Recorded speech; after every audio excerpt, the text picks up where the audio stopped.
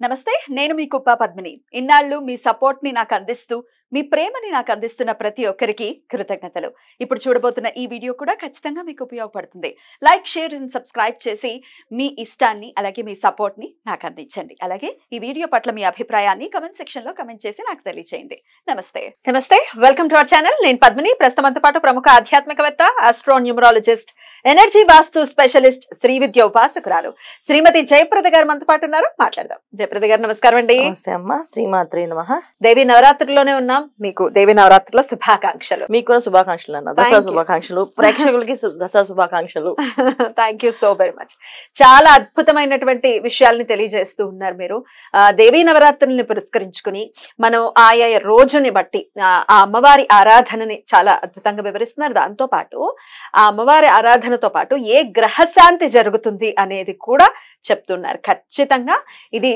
శాస్త్ర వచనమే ఎందుకంటే అటు దశ మహావిద్యల్లో నుంచి మనం కనుక చూసుకుంటే దశ మహావిద్యల్ని కూడా చాలా విశేషంగా దేవీ నవరాత్రుల్లో చేసుకోవటం అనేది అందరికీ తెలిసినటువంటి విషయం అంటే వాళ్ళ గురువుల నుంచి వస్తే గనక ఆ ఆరాధనని చేసుకుంటారు ఈ దశ మహావిద్యల్ని అనుసంధానం చేసుకుని ఆ గ్రహ శాంతి జరగటం అనేది కూడా చాలా చాలా పండితులు చెప్పేటటువంటి విషయం సో దాన్నే మీరు కూడా చక్కగా చెప్తున్నారు అయితే దశ మహావిద్యల జోలికి వెళ్లకుండా సాత్విక రూపాలని పూజిస్తూ తద్వారా గ్రహ శాంతుల్ని ఎలా తెచ్చుకోవచ్చు అనేది చాలా అద్భుతంగా మాకు వివరిస్తున్నందుకు ప్రేక్షకుల తరపున కృతజ్ఞతలండి భగవంతు ఇచ్చిన అవకాశం అన్న ఇది ఎందుకంటే కలియుగంలో మనకి చెప్పింది ఏంటంటే మన అన్ని యుగాల్లోంచి చూసుకుంటూ వస్తే ఒక యుగంలో దేవతలు మానవులు ఒకేలాగా నడిచే యుగం వాళ్ళకి కావాల్సిన విధాలుగా వెళ్ళాలంటే స్వర్గానికి నరకానికి నడుచుకు వెళ్ళే అంత స్తోమత స్థితి ఇచ్చారు మానవులకి తర్వాత జపం తపస్సు చేస్తేనే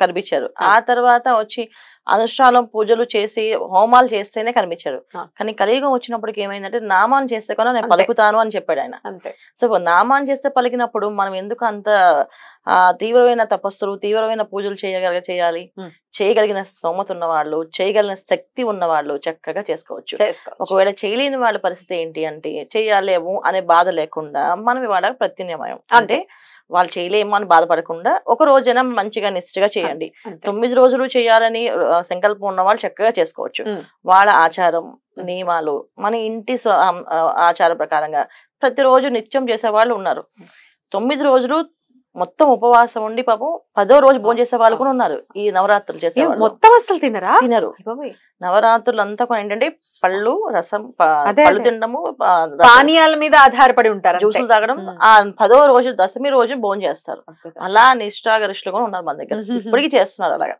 అలాంటి దాంట్లో మనం చేయగలిగితే అంత ధైర్యం అంత శక్తి అమ్మవారు వాళ్ళకి ఇచ్చింది అది పూర్వజన్మ సుకృతం మనకి రావాలని రావాలని కోరుకోవడం తప్పలేదు తప్పకుండా చేయాలి మరి 4వ రోజు అమ్మవారిని ఏ రూపంలో మనం కొలవాల్సి ఉంటుంది అమ్మవారిని ఏ రూపంలో కొలిస్తే గనక ఏ గ్రహ శాంతి అనేది జరుగుతుంది అనేది మీ ద్వారా తప్పకుండా 4వ రోజున చండీ అమ్మవారి రూపం సో చండీ అమ్మవారి రూపం చండీని ఎందుకు కొలుస్తాము అంటే మనకున్న పీడలు ఏవైతే పీడ అంటే ఎటువంటి పీడలు ఉంటాయంటే ప్రారంధ కర్మల పీడలు ఈ జన్మలో చేసుకునేవి కాదు ప్రారంధాలు గత జన్మలో చేసుకునేవి చాలా మందికి ఈ జన్మలో గర్భం నిలబడదు గర్భంలో 1-2 నెలలకు వాళ్ళ పాపం వినాల్సి వస్తుంది తర్వాత చాలా మంది పిల్లలకి వివాహం అయిన సంతాన భాగ్యం ఉండదు ఎందుకు అవ్వట్లేదో వాళ్ళకే తెలియదు అసలు ముందు ప్రెగ్నెన్సీ రాదు సో సంతాన భాగ్యం అనేది లేకుండా వాళ్ళు తిరుగుతూ ఉంటారు సో ప్రెగ్నెన్సీ ఎందుకు రావట్లేదు వచ్చిన ప్రెగ్నెన్సీ ఎందుకు నిలబడట్లేదు ఎందుకు ఇవన్నీ జరుగుతున్నాయి అని అంటే ఆ కుటుంబంలో చేసుకున్న ప్రారంభ కర్మలు ఏవైతే ఉన్నాయో ఆ కర్మలన్నీ కూడా ఈ జన్మలో వాళ్ళు అనుభవించడానికి వస్తాయి సో ఎవరికైనా సంతాన భాగ్యం కానీ సంతానం సరిగా లేకపోవడం కానీ ఒకరి సంతానం కలిగి వాళ్ళకి ఏదో ఒక లోపాలతో ఉండడం కానీ ఇలాంటివి జరుగుతూ ఉంటే దీని వాళ్ళకి ప్రత్యామ్నాయం ఏంటంటే చండీ అమ్మవారిని కొలవడం చండీ అమ్మవారిని కొలవడం వల్ల ఏంటంటే మన ప్రారంభ కర్మల్లో ఏవైతే ఉన్నాయో అవన్నీ తొలగే అవకాశం ఎక్కువగా ఉంటుంది సో చండీ అమ్మవారి రోజు పూజ చేయడం అనేది ఏంటంటే చాలా అదృష్టం ఉంటేనే చేస్తాం జనరల్ గా ఆవిడ తొందరగా కనికరించదు అనుగ్రహించదు కలో చండీ వినాయక అని అంటారు చండీని ఖచ్చితంగా చేయాలి కాకపోతే ఏంటంటే ప్రసన్నం తొందరగా అవరా గణపతి కొంచెం చాలా ఈజీ అందరూ అనుకుంటారు గణపతి దగ్గరికి వెళ్ళిపోతాం చేస్తామని గణపతి చూడడం పూజ చేయడం అంతవరకే ఆయన పలకడం ఆయన మాట్లాడడం అనేది జరగాలి అంటే ఆయన అనుగ్రహం కావాల్సిందే అలాగే చండీ అమ్మవారిది కూడా అంతే ఏంటంటే చాలా పిలవగానే పలుకుతారు కలియుగంలో ప్రత్యక్ష దైవాలు వీళ్ళు అని చెప్పని పిలవగానే పలుకుతారు, కానీ మన ప్రారంభ కర్మలు ఉన్నప్పుడు ఆ కర్మని పక్కన తీసుకెళ్తుంది. చండి అమ్మవారి దగ్గరికి వెళ్దాం అనుకుని వేరే ఎవరో ఫోన్ చేసి ఇక్కడికి వెళ్దాం, ఈ టెంపుల్కి వెళ్దాం ఈసారి అంటే ఆ సరే వెళ్దాం. పూజ చేయాలనడానికి కూర్చోడానికి ఆవిడ అంత తొందరగా అనుగ్రహించదు.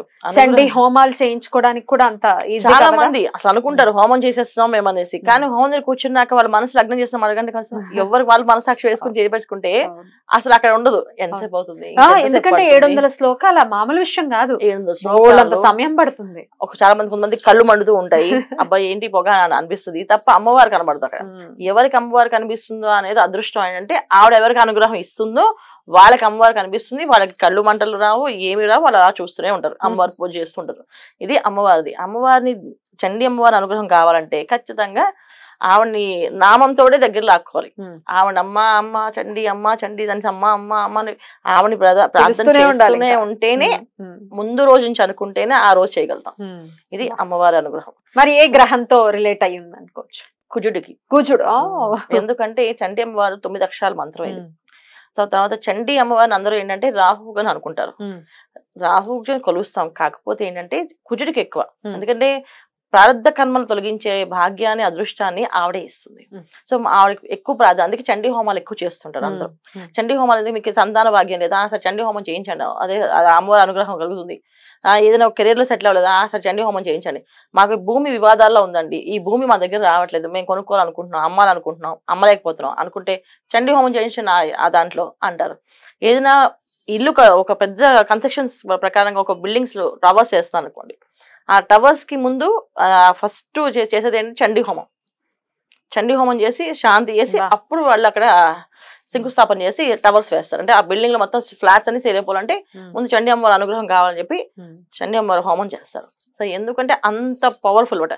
సో కుజుడు ఒక అనుగ్రహం ఉంటే మనకి ఇల్లు స్థలాలు భూములు నిలబడతాయి, సంతాన భాగ్యం ఉంటుంది. ఎందుకంటే అనుభవించే వాళ్ళు ఉండాలి కదా, వంశధారకులు ఉండాలి కదా. సో చాలా మందికి ఏంటంటే పిల్లలు ఉంటారు కానీ ఆస్తులు ఉండవు.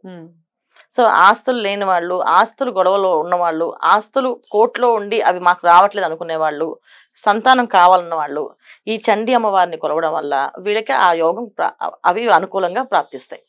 సో అంటే ఏంటి అంటే ఎవరికైనా జాతకంలో కుజుడు ఒక బలంగా ఉండి కుజుడు బలంగా లేకపోయినా, కుజుడు బలంగా ఉంటే ఒక ఇబ్బంది, బలంగా లేకపోతే ఒకే ఇబ్బంది. జాతకంలో బలంగా ఉంటే వీళ్ళు ఎవరితో మాట వినరు, అగ్రెసివ్ గా ఉంటారు, వీళ్ళ మాటే వినాలి మనం, వాళ్ళు చెప్పిందే చెయ్యాలి.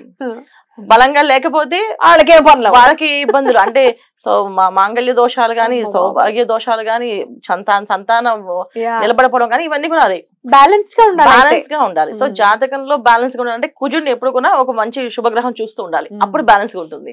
అంటే కుజుడిని గురువు చూస్తున్నారు అనుకోండి, వాళ్ళు బ్యాలెన్స్ గా ఉంటారు, ఎక్కడ ఏం మాట్లాడాలో ఎంతవరకు మాట్లాడాలో తెలుస్తుంది వాళ్ళకి, లేకపోతే తెలియదు. అలాగా అదే కుజుడు శని భగవాన్ చూసాను అనుకోండి, ఇక చెప్పకలే, వాళ్ళ పరిస్థితి వేరే ఉంటుంది. సో ఇలాంటి సిచ్యువేషన్స్ ఉన్న వాళ్ళు చండీ అమ్మవారిని కొలవడం, దేవి నవరాత్రులు 4వ రోజున చండీ హోమం చేయించుకోవడం ఇంట్లో. సో ఇది ఏంటంటే ఒక్క రోజైనా మీరు శ్రద్ధగా అమ్మవారికి చేయించేయండి, 9 రోజులు చేయకపోయినా ఒక్క రోజైనా శ్రద్ధగా చేసుకోవచ్చు. చండీ అమ్మవారి చండీ హోమం చేయించుకోవడం, తర్వాత చండీ ఆరాధన చేయడము, చండీ సప్తశ్లోకి పారాయణ చేయించుకోవడం. ఇప్పుడు హోమం చేయించుకోవాలండి ఇల్లంతా పాడైపోతుంది అనుకుంటే సరే చండీ సప్తశ్లోకం చేయించుకోండి. అంటే పాడైపోవడం ఏమిటి, అయ్యో చాలా మంది ఉన్నారు. ఎందుకంటే చండీ అమ్మవారి హోమం అనేది పెద్ద హోమం కదా, 16 చేట్లు అమ్మవారికి హోమంలో వేస్తారు కదా, ఖచ్చితంగా అమ్మ చాలా పెద్ద కార్యక్రమం కదా, ఇల్లు పాడైపోతుంది చాలా మంది చెప్తారు. నాకే చాలా మంది క్లయింట్స్ చెప్పేవాళ్ళు చేసుకోమంటే. జీవితాలు బాగా అవుతాయంటే కాదు, ఇల్లులు ఫర్నిచర్లు జాగ్రత్తగా ఉండాలి, అమ్మవారి అనుగ్రహం ఉండాలి పరిపూర్ణంగా, ఈ మైండ్ సెట్ మారాలి. అందుకని చండీ సప్తశ్లోకి పారాయణ చేస్తారు. చక్కగా బ్రాహ్మణ్ పిలిపించి సప్తశ్లోకి పారాయణ చేపించి చక్కగా భోజనం అది అన్నదానం చేయండి ఇంట్లో. తర్వాత చండీ అమ్మవారికి ఎర్రని చీర, ఎర్రని గాజులు, అంటే ఎటువంటి రంగు అంటే మెరూన్ ప్లస్ ఎరుపు కలిపిన రంగు ఉంటుంది, బ్రైట్ రెడ్ అది. అంటే నిమ్మపండు రంగు వేరు, అది సారీ మిరపకాయ పండు రంగు వేరు, ఇది మెరూన్ మిక్స్ అండ్ వస్తుంది, కొంచెం మెరూన్ లో రెడ్ అనమాట. సో మెరూన్ లో రెడ్ కలర్ ది కాంబినేషన్ బాగుంటుంది. ఆ కలర్ లో చీర, ఆ కలర్ గాజులు. ఆ తర్వాత పుష్పాలు వచ్చేసి ఎర్రని గులాబీ పూలు. సో గులాబీ పువ్వులు అంటే ఎర్రనివి సెంటు గులాబీ అని చెప్పేసి అంట, అవి ఆ గులాబీ పువ్వులు అంటే కొంచెం స్మెల్ ఉండాలి, సువాసన కలగాలి. సో సెంటు గులాబీలు ఆ పువ్వులు పెట్టి అమ్మవారు అర్చన చేయడం.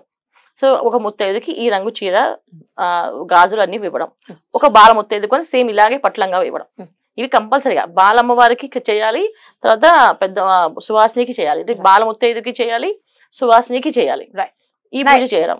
నైవేద్యం ఏం సమర్పించమంటారు? పులిహోర, చింతపండుతో చేసిన పులిహోర, చింతపండు చేసిన పులిహోర, తర్వాత బెల్లంతో చేసిన పరమాణం. సో పరమాణాలు పంచదార వేసి చిట్టుకొని చేస్తారు, చక్కెర పొంగలని సారా కాకుండా ఓన్లీ బెల్లము తర్వాత బియ్యంతో చేస్తారు, పాలు పోసి చేస్తారు, అది బెల్లం పరమాణం. ఇవి నైవేద్యం పెట్టాలి. అన్నదానం చేయాలి. అన్నదానంలో మీరు ఇష్టం ఏమైనా పెట్టచ్చు, కాకపోతే ఇవి ప్రసాదం మాత్రం అమ్మవారికి ఇవి పెట్టడం, ఇవి మాత్రం నైవేద్యం పెట్టింది మీరే తినడం. సో ఇంట్లో ఎవరైతే కోర్టు సమస్యల నుంచి కానీ లేకపోతే ఆర్థిక ఇబ్బందుల నుంచి కానీ లావాదేవీలు ల్యాండ్ నుంచి ఇరికిపోయిన లావాదేవీలు కావాలి, ల్యాండ్ సేల్ అవ్వాలనుకునే వాళ్ళు ఆ స్థలంలోకి వెళ్ళి పూజ ఎంత అయిపోయిన తర్వాత అమ్మవారికి చేసిన పుష్పాలు ఉన్నాయి కదా వచ్చేసి ఆ స్థలంలో కాస్త జల్లండి. ఆ స్థలం తొందరగా సేల్ అవుతుంది. అంటే స్థలం అమ్ముడు పోలేకపోతుంది, అమ్మలేకపోతుంది అనుకున్న వాళ్ళు అమ్మవారి పూజ అయిపోయిన తర్వాత ఆ నిర్మాల్యం కాస్త స్థలంలో వేస్తే అక్కడ నెగిటివ్ ఎనర్జీ బయటికి పోయి మీకు ఆ స్థలం అమ్మి మంచి రేటు వస్తుంది. మీకు ఆ స్థలం అమ్మితే చేసుకోవచ్చు. సంతాన భాగ్యం లేదని అనుకునే వాళ్ళు ఆ నైవేద్యాన్ని భార్యాభర్తలు మాత్రం తినాలి, ఎవరికి పెట్టకుండా. అప్పుడు కలుగుతుంది వాళ్ళకి. అద్భుతం. అయితే అమ్మవారి దగ్గరకు రావడం అనేది అంత ఈజీ కాదు, అమ్మవారి దగ్గరకు వెళ్ళలేమో అని అంటున్నారు కాబట్టి ఏదైనా నామంతో అమ్మవారిని ప్రసన్నం చేసుకోవచ్చా? తప్పకుండా. అమ్మవారిని శ్రీ చండికాయ నమః అనుకుంటూ శ్రీ చండికాయ నమః, చండికాయ నమః అని అనుకోవడం, లేకపోతే దుర్గే రక్షణ నమః అనుకోవడం. కంటిన్యూ ఏది ఈజీగా అనిపిస్తే అది అనుకోండి. శ్రీ దుర్గే రక్షణ నమః అనుకోవచ్చు, శ్రీ చండికాయ నమః అనుకోవచ్చు, లేదా చండీ మంగళ స్తోత్రం అని ఉంటుంది, ఆ స్తోత్ర పారాయణ చేసుకోవచ్చు, ఆ శ్లోకాన్ని చదవచ్చు. చాలా బ్యూటిఫుల్ గా ఎక్స్ప్లెయిన్ చేశారు. అటు చండీ అమ్మవారిని ఆరాధన చేసుకుని తద్వారా కుజ అనుగ్రహాన్ని కూడా పరిపూర్ణంగా పొందేటటువంటి రోజు దేవీ నవరాత్రిలో నగుతుంది అనేది నెక్స్ట్ వీడియోలో తెలుసుకుందాం. థ్యాంక్ యూ అండి. నమస్తే. నమస్తే అమ్మ. శ్రీమాత్రే నమః.